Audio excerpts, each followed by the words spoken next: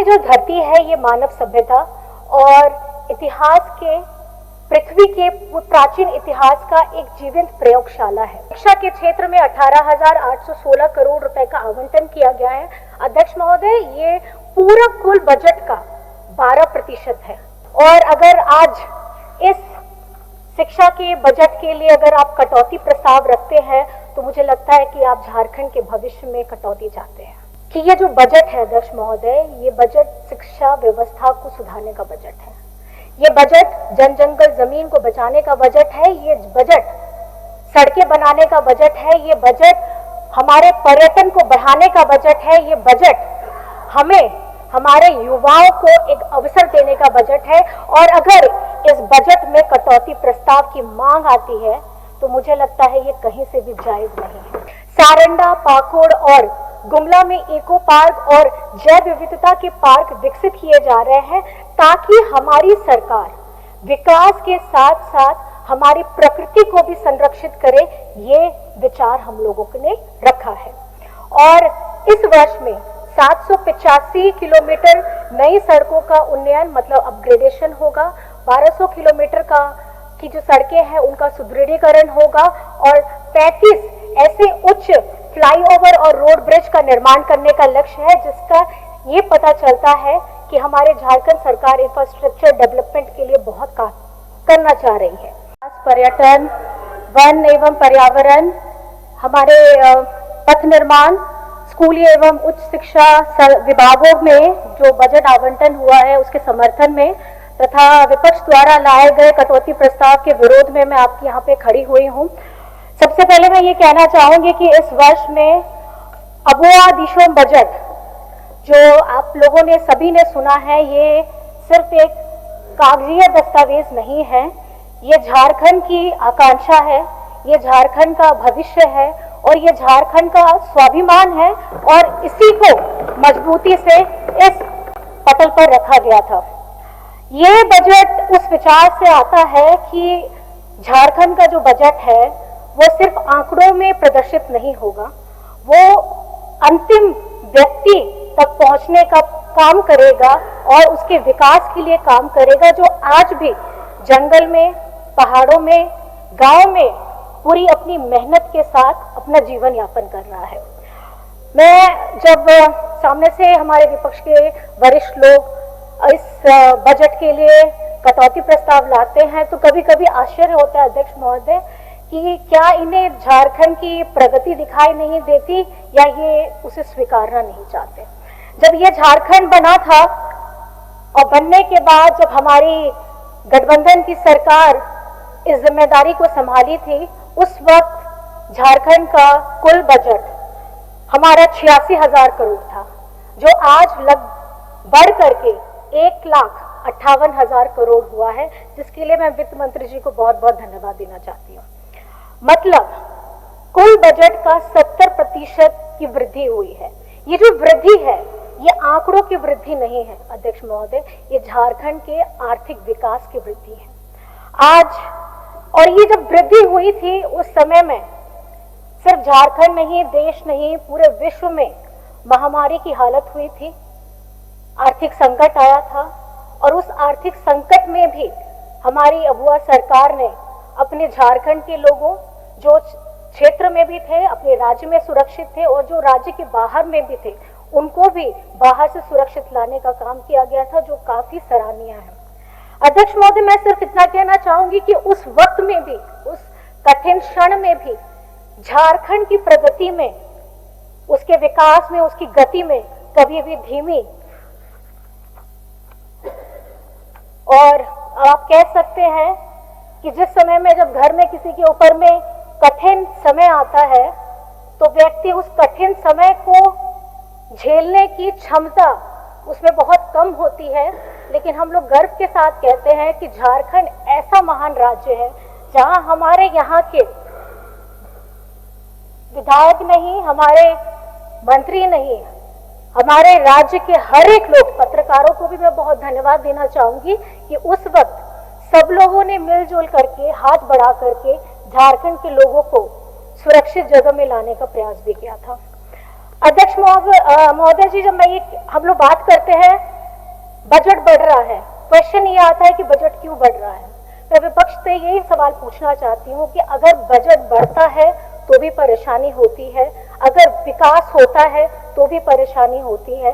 तो सवाल ये है कि कुछ लोग शायद झारखंड के विकास को देखना नहीं चाहते, यहाँ राजनीति करना चाहते हैं, लेकिन हमारी अगुआ सरकार राजनीति नहीं, झारखंड का भविष्य बनाना चाहती है। हर कोई कह रहा है 25 वर्ष हो गए हैं, पूरे हो गए हैं, युवा झारखंड है, बहुत जोशीले अंदाज में है। हमारे विपक्ष के साथी भी जोशीले अंदाज में अपनी बातों को रखते हैं, सरकार के सभी लोग भी बहुत जोशीले अंदाज में अपनी बातों को रखते हैं। मैं ये कहना चाहती हूँ कि आज झारखंड में हमारी आधी से ज्यादा आबादी युवा है, तो झारखंड तभी समृद्ध होगा जब हम अपने युवा के भविष्य में निवेश करेंगे।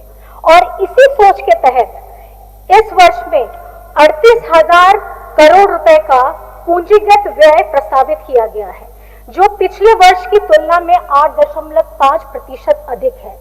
पूंजीगत व्यय मतलब कैपिटल एक्सपेंडिचर, इसका मतलब ये होता है कि आपका सड़क, पुल, शिक्षा संस्थान, आपका स्पोर्ट्स इंफ्रास्ट्रक्चर, आपका टूरिज्म, इसमें हम अपने युवाओं को हमारी जो आने वाली पीढ़ी है, इनके लिए हम भविष्य कैसे बना रहे हैं। माननीय अध्यक्ष महोदय, जब हम शिक्षा की बात करते हैं, एजुकेशन की बात करते हैं, तो मैं सदन को ये बड़े हर्ष के साथ बताना चाहती हूँ कि अगुआ सरकार के द्वारा लाए गए हमारे सीएम स्कूल ऑफ एक्सीलेंस, जिसका परिणाम आप सभी देख रहे हैं और हम गर्व के साथ कहते हैं कि एक छोटा कदम आज बहुत फलदायक रूप के सामने में आ रहा है। और हर्ष के साथ मैं फिर से आपको बताना चाहूंगी कि इस वर्ष में हमारे 40 बच्चों को जेईई मेंस के जो देश का प्रतिष्ठित एग्जाम है उन्होंने उत्तीर्ण किया है। और अध्यक्ष महोदय, ये वो बच्चे हैं जिनके परिवार, जिन्होंने खुद बच्चों ने कभी नहीं सोचा होगा कि वो खुद, चाहे बेटा हो या बेटी हो, वो कभी इंजीनियर बनने के कदम में अपना सपना भी सोच सकता है। आज उनके परिवार आज मजबूती के साथ, एक विश्वास के साथ इस अगुआ सरकार के साथ खड़े हैं कि सपने देखने का काम उनका है, लेकिन पूरा करने का काम उनके हेमंत बेटे का है। और ये खुशी सिर्फ, ये सफलता सिर्फ उन 40 बच्चों की नहीं अध्यक्ष महोदय, ये झारखंड के हजारों गरीब परिवारों के सपनों की वो पहली उड़ान है जो उन्होंने यहाँ पे हासिल की है। मैं विपक्ष के साथियों को ये जरूर कहना चाहूंगी कि जब नीतियां सही होती हैं तो उसका परिणाम जमीन में दिखाई देता है, जिसका जीता जागता उदाहरण है सीएम स्कूल ऑफ एक्सीलेंस। और इसी अनुभव और इसी की प्रेरणा को लेकर के राज्य सरकार ने और अत्यधिक उत्कृष्ट विद्यालय और उच्च शिक्षा संस्थानों के लिए और बढ़ाने का काम किया है। और इसलिए ये कदम बढ़ाया गया है ताकि झारखंड में कोई भी प्रतिभाशाली बच्चा इसलिए पीछे ना रह जाए क्योंकि उसे वो अवसर नहीं मिला। हम जब शिक्षा के क्षेत्र में देखेंगे तो ये बजट, हमारे झारखंड का बजट, ये झारखंड के भविष्य का बजट है अध्यक्ष महोदय। आज झारखंड में झारखंड सरकार ने 100 सीएम स्कूल ऑफ एक्सीलेंस खोलने का प्रस्ताव रखा है। 5 बालिका रेसिडेंशियल, गर्ल्स रेसिडेंशियल स्कूल्स खोलने का प्रस्ताव रखा है। आपका 23 इंजीनियरिंग कॉलेजेस जो GIT, Jharkhand institute of technology के रूप में स्थापित किए जाएंगे, उन्होंने उसकी बात रखी है। 12 डिग्री कॉलेजेस खोलने की बात की है और हर जिला मुख्यालय में 500 सीट्स वाली मेगा लाइब्रेरी खोलने की बात की है। और साथ ही साथ चतरा में डॉक्टर भीमराव अंबेडकर जी के नाम पर महाविश्वविद्यालय खोलने का काम करेंगे। अध्यक्ष महोदय, ये जो निर्णय लिए गए हैं, ये जो बातें कही गई हैं, ये शिक्षा के क्षेत्र के लिए बहुत बड़ी बात है, जो अभी आप लोगों को समझने में हो सकता है कि कागजी बातें लगे, लेकिन ये जब धरातल में आएंगे तो मैं चाहूंगी कि उस समय आप हम लोग के लिए ताली जरूर बजा दीजिएगा। जी आज शिक्षा के क्षेत्र में 18,816 करोड़ रुपए का आवंटन किया गया है। अध्यक्ष महोदय, ये पूरा कुल बजट का 12% है। मतलब झारखंड सरकार मानव संसाधन के लिए कि ये सबसे बड़ी पूंजी मानती है। और अगर आज इस शिक्षा के बजट के लिए अगर आप कटौती प्रस्ताव रखते हैं तो मुझे लगता है कि आप झारखंड के भविष्य में कटौती चाहते हैं। इसके बाद झारखंड को जैसे हर कोई जानता है कि ये खनिज संपदा से का राज्य है, लेकिन मैं आपको बताना चाहूंगी यहाँ पेड़ पौधे, जानवर, पक्षियां, हमारे प्रकृति, ये एक ऐसा राज्य है जो देश में सिर्फ गिने चुने राज्य है जहां लगातार हरित क्रांति हो रही है और ये और हरा भरा हो रहा है। पिछले वर्ष अध्यक्ष महोदय वन एवं पर्यावरण कार्यक्रम के दौरान 2.4 करोड़ पौधे लगाए गए थे। बिरसा हरित ग्राम योजना के तहत 50 लाख पौधे लगाए गए थे और इस वर्ष 3 करोड़ पौधे लगाने का लक्ष्य रखा गया है अध्यक्ष महोदय। और हमारी सरकार में ने लाख को कृषि उत्पाद का दर्जा देने के साथ साथ इसके उत्पादन विपणन से जुड़े हुए जो लोग हैं उनको विभिन्न ढंग से मदद पहुंचाने का काम कर रहे हैं। सारंडा, पाकुड़ और गुमला में इको पार्क और जैव विविधता के पार्क विकसित किए जा रहे हैं ताकि हमारी सरकार विकास के साथ साथ हमारी प्रकृति को भी संरक्षित करे। ये विचार हम लोगों ने रखा है। अध्यक्ष महोदय, जब हम पर्यटन की बात करते हैं तो हर किसी को पता है झारखंड में अपार संभावनाएं हैं। आज रजरप्पा मंदिर में आने वाले तीर्थ यात्रियों के लिए जो सुविधा का विस्तार किया जाएगा, पतरातू, नेतरहाट में स्काई वॉक, आपका चतरा में कोलेश्वरी पहाड़ में रोपवे, पेरवा घाग जलप्रपात में और पांडुपुडिंग जलप्रपात में वहां पर में बेहतर इंतजाम किए जाएंगे। पलामू में कि जो मले डैम है, आपके जोना हो गया, आपका ये हमारा जोरा फॉल, हुंड्रू फॉल हो गया, यहाँ पर में अध्यक्ष महोदय स्काई ब्रिज बनाने की योजना की जा रही। तो इस तरीके से अत्यधिक हम लोगों ने पर्यटन को बढ़ावा देने का काम इसलिए कर रहे हैं ताकि ये पर्यटन के साथ साथ हमारे स्थानीय लोगों के लिए एक रोजगार का अवसर भी बन सके। और मैं इसके साथ ये कहना चाहूंगी, झारखंड की जो धरती है ये मानव सभ्यता और इतिहास के, पृथ्वी के प्राचीन इतिहास का एक जीवंत प्रयोगशाला है। कई भू वैज्ञानिकों का मानना है कि अध्यक्ष महोदय आज का जो हमारा झारखंड है, जो छोटा नागपुर पठार पर स्थित है, ये उन अत्यंत प्राचीन भूभागों में से है जो समंदर से सबसे पहले उभरे हैं। और भूवैज्ञानिक मतलब जियोलॉजिस्ट जो होते हैं उनके अनुसार जो छोटा नागपुर क्षेत्र है ये ऐसा प्राचीन स्थिर भूभाग है, ये वो भूगर्भीय संरचना है जिसमें लाखों वर्षों से वन संपदा, खनिज संपदा और जैव विविधता को संरक्षित किया है।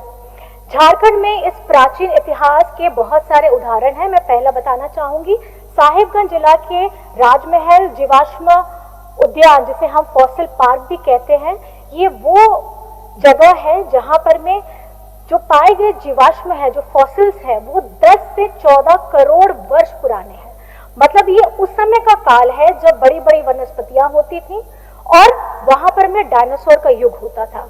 आज ये सिर्फ भारत में ही नहीं, दक्षिण एशियाई के पैलियोबॉटनी और हमारे भूविज्ञान अध्ययन का एक महत्वपूर्ण केंद्र भी है अध्यक्ष महोदय। और इसी प्रकार से हजारीबाग जिले के बड़कागांव क्षेत्र में मिले हमारे मेगालिथ इतिहासकारों के लिए, पुरातत्वविदों के लिए एक महत्वपूर्ण स्थान रखते हैं। ये विशाल पत्थर की संरचनाएं हैं जो हजारों वर्ष पुराने हमारे मेगालिथिक संस्कृति का प्रमाण करती है अध्यक्ष महोदय, जो ये बताती है कि ये जो क्षेत्र है जहाँ ये सारी चीजें हैं, ये हमारी मानव सभ्यता और हमारे एक प्राचीन इतिहास की एक समृद्ध परंपरा है जो वहाँ कई वर्षों पहले से थी। इसके अतिरिक्त झारखंड में कई जगह है, जैसे नेतरहाट है, सिमडेगा है, गुमला है, आपका सिंहभूम है। यहाँ भी अलग अलग तरीके की पत्थर की संरचनाएं हैं जो पुरातत्विक और अवशेष पाए गए हैं और इस क्षेत्र के ये प्रागैतिहासिक महत्व को भी दर्शाते हैं। अध्यक्ष महोदय, हमारी सरकार ने क्योंकि इन स्थलों को एक वैज्ञानिक ढंग से विकसित करने के लिए, जो सिर्फ झारखंड में नहीं, ये पर्यटन क्षेत्र के लिए नहीं बल्कि आने वाले समय के लिए भूवैज्ञानिक तौर पे और मानव सभ्यता का जो अध्ययन करना चाहते हैं, एक अंतर्राष्ट्रीय केंद्र बनाने के लिए, विकसित करने के लिए काम करना चाहती है अध्यक्ष महोदय। जैसे दुनिया में कई देशों में ऑस्ट्रेलिया है, आपका दक्षिण अफ्रीका है, कनाडा है, उन्होंने अपने प्राचीन भूगर्भीय स्थलों को विकसित करने के साथ साथ उन्हें वैज्ञानिक पर्यटन और शिक्षा का वैश्विक केंद्र बनाया है। उसी प्रकार झारखंड में हम भी जीवाश्म उद्यानों का विस्तार करेंगे, आपका मेगालिथिक स्थलों का संरक्षण करेंगे और भूवैज्ञानिक व्याख्या जिसे हम जियोलॉजिकल इंटरप्रिटेशन सेंटर कहते हैं उसको विकसित करके उसको स्थापित करके आगे बढ़ने का काम करेंगे, जिससे हमारे आने वाली पीढ़ियां ये समझ सके कि झारखंड का इतिहास और अस्मिता को हमें विश्व मंच तक पहुंचाना है, जहां पर में आप पर्यटन के साथ साथ, शोध के साथ साथ, अध्ययन के साथ साथ हमारे स्थानीय युवाओं के लिए ये एक अवसर पैदा करेगा जहां वो अपने रोजगार का माध्यम पा सकते हैं। अध्यक्ष महोदय और हमारी सरकार इस दिशा में गंभीरता से काम कर रही है और सिर्फ झारखंड को ये समझा जाता था कि यहाँ खजाना बहुत है, लेकिन खजाना के साथ हम यहाँ पे मानव सभ्यता की ये प्राचीन इतिहास की भी धरती है, जिन्हें हम सभी को बड़े गर्व के साथ अपनाना चाहिए। अध्यक्ष महोदय, किसी भी राज्य के लिए विकास की जो असली रीढ़ होती है वो उसकी सड़क होती है, वो उसकी आधारभूत संरचनाएं होती हैं। जब झारखंड बना था तब हमारे झारखंड में यहाँ पे सड़कों की जो कुल लंबाई थी वो 5400 किलोमीटर थी, जो आज बढ़ करके 15,000 किलोमीटर हो गई है। और इस वर्ष में 785 किलोमीटर नई सड़कों का उन्नयन मतलब अपग्रेडेशन होगा, 1200 किलोमीटर की जो सड़कें हैं उनका सुदृढ़ीकरण होगा और 35 ऐसे उच्च फ्लाईओवर और रोड ब्रिज का निर्माण करने का लक्ष्य है, जिसका ये पता चलता है कि हमारे झारखंड सरकार इंफ्रास्ट्रक्चर डेवलपमेंट के लिए बहुत काम करना चाह रही है। अध्यक्ष महोदय, इस सदन में मैं एक और महत्वपूर्ण मुद्दा भी थोड़ा उठाना चाहती हूँ। झारखंड में भारतीय रेलवे के 2 सबसे अधिक माल लोडिंग वाले डिवीजन हैं, पहला है धनबाद, दूसरा चक्रधरपुर।